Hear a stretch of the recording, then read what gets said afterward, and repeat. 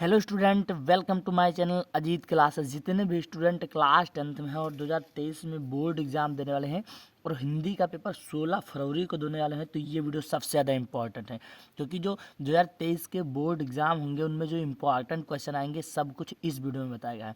मैं इस वीडियो में क्लास 10th का मॉडल पेपर हटा रहा हूँ, जो कि 2023 बोर्ड परीक्षा के लिए सबसे ज़्यादा इंपॉर्टेंट है। ठीक है, तो आइए बिना किसी देरी के वीडियो को स्टार्ट करते हैं। देखिए, सबसे पहला दिया होता है एक निर्देश। क्या निर्देश है? समय आपको दिया रहेगा 3 घंटे 15 मिनट का। ठीक है, और निर्देश चलिए पढ़ लेते हैं। लिखा है, प्रारंभ में 15 मिनट परीक्षार्थियों को प्रश्न पत्र पढ़ने के लिए निर्धारित है। जो पहले 15 मिनट मिलता है हमें, 3 घंटा 15 मिनट, तो उसमें 15 मिनट हमें सिर्फ क्वेश्चन पेपर को पढ़ना होता है। दूसरा, प्रश्न पत्र में 2 खंड आ तथा खंड बा में विभाजित है। जो प्रश्न पत्र है वो 2 खंड में है, एक आ में है और एक बा में है। अगला क्या कह रहा है? प्रश्न पत्र के खंड आ में बहुविकल्पीय प्रश्न है। बहुविकल्पीय प्रश्न है जिसमें सही विकल्प का चयन करके ओएमआर सीट पर नीले अथवा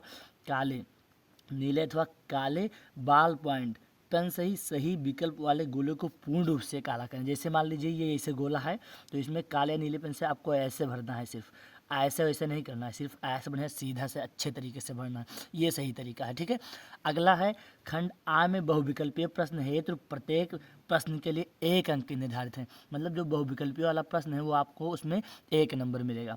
प्रश्न पत्र के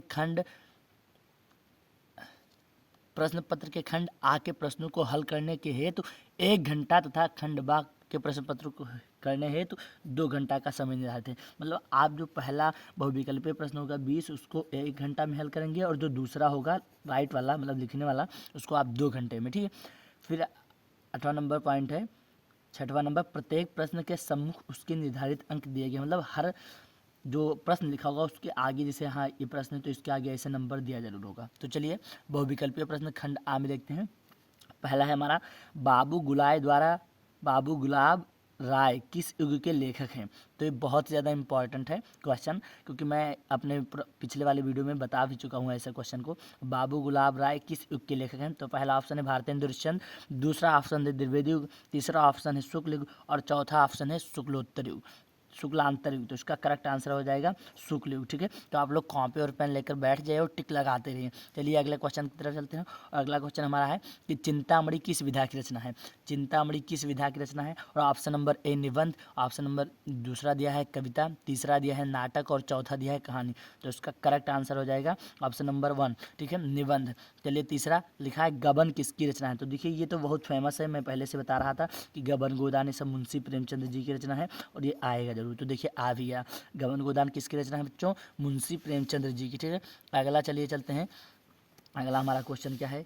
तो अगला क्वेश्चन है कि शुक्ल युग की कालावधि है। देखिए ये क्वेश्चन भी बहुत इंपॉर्टेंट है, और ये पूछ रहे हैं शुक्ल युग की कालावधि। और पहला ऑप्शन है 1936 से 1943, दूसरा 1919 से 1938, तीसरा 1919 से 1918, और चौथा उपयुक्त में से कोई नहीं। तो इसका करेक्ट आंसर हो जाएगा 1919 से 1938। ठीक है, चलिए 5वें नंबर लिखा है, नीड़ का निर्माण फिर किस विधा की रचना है? तो नीड़ का निर्माण फिर नेह का आह्वान फिर ये किस विधा की रचना है? पहला दिया है जीवनी, दूसरा आत्मकथा, चौथा साक्षात्कार भेंट वार्ता, और 5वां रेखा चित्र। तो इसका करेक्ट आंसर हो जाएगा आत्मकथा। ठीक है, अगला चलते हैं।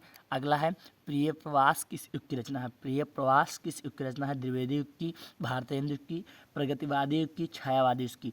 तो द्विवेदी युग की प्रिय प्रवास रचना है। ठीक है, बहुत ज़्यादा इंपॉर्टेंट क्वेश्चन है, आप लोग नोट करते रहिए। और अभी तक चैनल को सब्सक्राइब नहीं किया तो चैनल को सब्सक्राइब करके बेल आइकन को प्रेस कर लीजिए। फिर लिखा है, मधुशाला किसकी रचना है? और रामधारी सिंह दिनकर, हरिओध, हरिवंश राय बच्चन, सुमित्रा नंदन पंत। तो देखिए मधुशाला, बाला, हाला, प्याला, ये सब इन्हीं की रचना है। मधुशाला, हाला, बाला और प्याला, ये चारों हरिवंश राय बच्चन जी की रचना है। अगला है, भारत भारती किसकी रचना है? और ऑप्शन दिया है सियाराम शरण गुप्त, बी नंबर दिया है मैथिली शरण गुप्त, सी नंबर दिया है मतलब जयशंकर प्रसाद, और चौथा है महादेवी वर्मा। तो इसका करेक्ट आंसर हो जाएगा भारत भारती, ये मैथिली शरण गुप्त जी को, इनको इसमें सम्मान भी मिला था इस मतलब रचना पर। अगला 9वां नंबर है, आधुनिक काल कब से कब तक है? तो आधुनिक काल जो इस समय चल रहा है, तो इसमें देखो अब तक जहाँ लिखा हो वही आधुनिक काल होगा, मतलब 1843 से अभी तक तो आधुनिक काल है। 10वां नंबर क्वेश्चन है, मतीराम किस युग के कवि हैं?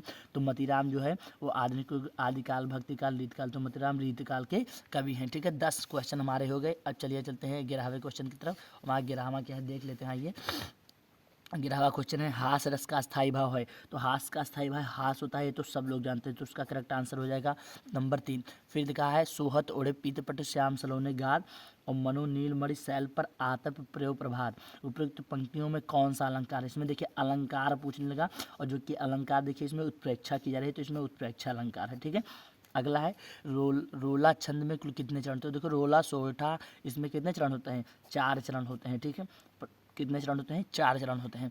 फिर पूछ रहे हैं आकर्ष शब्द में किस उपसर्ग का प्रयोग किया गया है। जब मैंने उपसर्ग पढ़ाया था आप लोगों को वीडियो में, तो उसमें मैंने आकर्ष का बताया था कि आकर्ष में कौन सा प्रयोग, तो वो देखिए आ भी गया, बहुत ज़्यादा इंपॉर्टेंट। तो आकर्ष में क्या होगा, उपसर्ग जो आगे जुड़ता है तो आता है, तो इसका करेक्ट आंसर हो जाएगा ऑप्शन नंबर 4। ठीक है, प्रत्यय में कितने वेद हैं, और ये पूछ रहे हैं 2, 5, 6 और 3, तो इसका करेक्ट आंसर प्रत्यय के कितने वेद होते हैं, 2 वेद होते हैं, सॉरी 6 नहीं 2 वेद। फिर 16 नंबर है पीताम्बर में कौन सा समास है। पीताम्बर में कर्मधारय, बहुव्रीहि, तत्पुरुष और द्वंद्व, तो पीताम्बर में बहुव्रीहि समास है। पीताम्बर में कौन सा समास है, बहुव्रीहि समास। ठीक है, तो इसका ये करेक्ट आंसर हो जाएगा। फिर अगला है आंसू का तत्सम रूप है, तो आंसू का अश्रु होता है, तो सब जानते हैं। ठीक है, तो 17 नंबर क्वेश्चन हो गया। अब चलते हैं अगला क्वेश्चन की तरफ, और अगला हमारा है 18वां नंबर कि यण संधि का सूत्र है।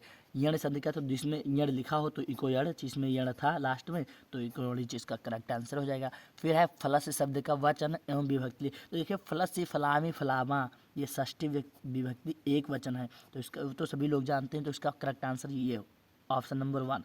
फिर लिखा है आप पठत धातु का वचन है एवं पुरुष लिखिए, उसमें ऑप्शन दिया है द्विवचन प्रथम पुरुष एक वचन, उत्तम पुरुष बहुवचन, मध्यम पुरुष द्विवचन। तो आप पठस है, पठत है, तो एक वचन होगा और वो प्रथम पुरुष होगा, इसका करेक्ट आंसर नंबर बी। अब चलते हैं क्या अगला क्वेश्चन, देखिए वर्णात्मक प्रश्न खंड बा आ गया। खंड आ में आपके 20 क्वेश्चन थे, जो कि OMR सीट पर आपको गोला लगाने हैं, और उसका ये समय निर्धारित है 1 घंटे। ठीक है, अब देखिए खंड बा में आपको पहले कह रहे पहला प्रश्न लिखा है निम्नलिखित गद्यांश पर आधारित 3 प्रश्नों का उत्तर दीजिए, और देखिए लिखा है उपयुक्त गद्यांश का संदर्भ लिखिए। अगर संदर्भ लिखना आप लोग नहीं जानते हो तो हमारे चैनल पर जाएं, और वहाँ पर बताया गया है कि संदर्भ व्याख्या सब कैसे करते हैं, कैसे बोर्ड में अच्छे तरीके से लिखते हैं। ठीक है, और फिर लिखा है कि गद्यांश के रेखांकित अंश की व्याख्या करना है, मतलब जो ये जिस पे जितना अंडरलाइन है उतना आपको रेखांकित अंश की क्या करनी है, व्याख्या करनी है। और अगला 3 नंबर क्वेश्चन लिखा है लेखक के अनुसार समाज में विभिन्नता देख लोग एक दूसरे की ओर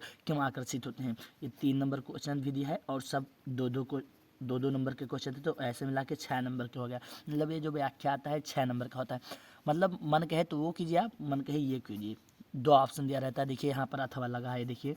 ठीक है, इसमें और फिर 2 नंबर क्वेश्चन में क्या होता है कि दिए गए पद्यांश पर आधारित 3 प्रश्नों का उत्तर दीजिए। मतलब देखिए, ये देखिए 6 नंबर का है, और मतलब एक क्वेश्चन 2 नंबर का, 3 क्वेश्चन है ऑल टोटल में आके, तो 6 नंबर का है। अब पद्यांश में भी आपको व्याख्या करना होगा। चरण कमल बंधु हरिराई जाकी कृपा पंगु के लंघे अंधे को सब कुछ दर्शाई, तो इसमें भी पद्यांश की संदर्भ लिखना है, अंश लिखना है, व्याख्या यही सब करना है। ठीक है, तो आपको यहाँ से भी 6 नंबर मिल जाएगा अगर वो वीडियो आप लोग देख लेते हैं तो।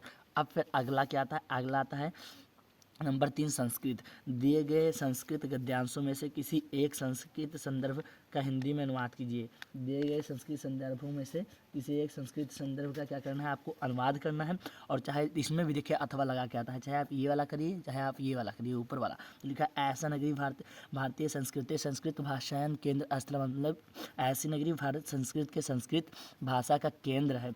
इत एवं संस्कृत वाणाम संस्कृत पश्चिम आलोका सर्वता प्रसिद्धता मुगल युवराजा दारा सिकोहा, यही सब करना है आपको। ठीक है, फिर अगला है, अगर इस पर वीडियो चाहिए तो आप लोग कमेंट में बताना, हम आप लोगों के लिए डेडिकेशन वीडियो लेकर आएंगे संस्कृत का। ठीक है, फिर लिखा है दिए गए संस्कृत पद्यांश में से किसी एक का संदर्भ लिखिए। देखिए आपको 2 श्लोक दे दिया जाएगा, देखिए लिया है सर्वे भवन्तु सुखिनः सर्वे सन्तु निरामया सर्वे भद्राणि पश्यन्तु कश्चित् पश्यंत माँ कच्चे दुर्भाग भवत, दो श्लोक दिया रहेगा, जिसमें से आपको एक ही करना है। तो एक आपको संदर्भ लिखना है, ठीक है, श्लोक का, और व्याख्या भी करनी है, मतलब अनुवाद भी करना है।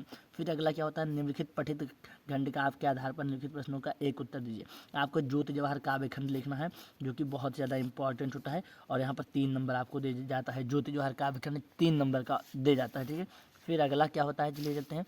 अगला क्वेश्चन फिर आप लोगों के पेपर में आएगा, ये देखिए 6 नंबर की किसी एक लेखक का जीवन परिचय लिखिए और किसी एक कवि का जीवन परिचय लिखिए। तो लेखक में सबसे ज़्यादा इंपॉर्टेंट है राजेंद्र प्रसाद, जयशंकर प्रसाद और आचार्य रामचंद्र शुक्ल जी का, और कवि में इंपॉर्टेंट है गोस्वामी तुलसीदास, सुमित्रानंदन पंत और महाकवि सूरदास जी का। ठीक है, तो आप ऐसा लिख देते हैं तो इसका मतलब बढ़िया से अच्छे से नंबर मिल जाएगा। और ये जो आपको बताना है कि मतलब कैसे लिखना है जीवन परिचय, तो वो कल तक वीडियो आप लोगों को प्रोवाइड करा दिया जाएगा कि जीवन परिचय कैसे लिखना है कि आपको फुल मार्क्स 6 का 6 मिल सके। ठीक है, तो 5 मार्क्स मिल सके। 5 मार्क्स मतलब 3 जीवन परिचय पे मिलता है और 2 रचना पर मिलती है, तो पूरा मिला के आपको 5 मार्क्स मिल जाता है। ठीक है, अगला क्या होता है, अगला 7वां नंबर क्या है कि अपनी पाठ्य पुस्तक के कंठस्थ कोई श्लोक लिखिए। देखिए आपको श्लोक लिखना है, 2 नंबर आप पा जाएंगे फ्री में, श्लोक तैयार कर लेते हैं।